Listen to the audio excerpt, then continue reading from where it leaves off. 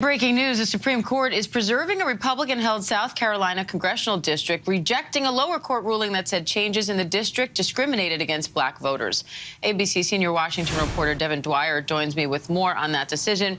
Devin, this is a big one on the issue of racial gerrymandering. So what sticks out to you from this ruling? Yeah, the Supreme Court long ago, Diane, has ruled that racial gerrymandering, the predominating use of race when drawing our election maps, is unconstitutional.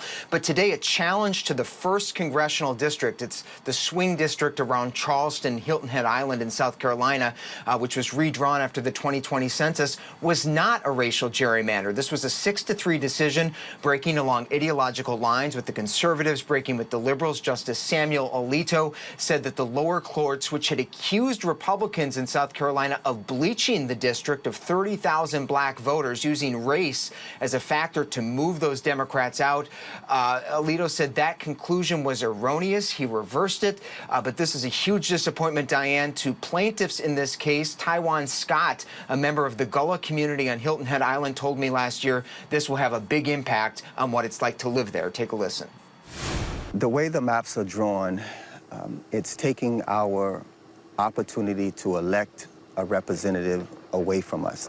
Someone who can speak up on behalf of the outstanding historical concerns that we're still faced with. And I think it's deliberate of how it was drawn.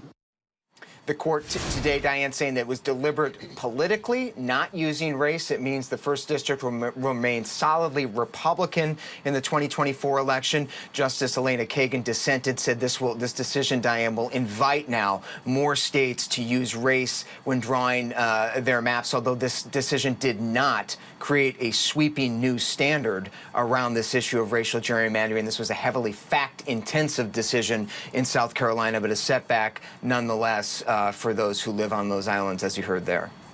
Devin, we're also still waiting some other key rulings, including former President Trump's claim of absolute presidential immunity that's before the Supreme Court. So any idea when the court will rule on some of those other large cases?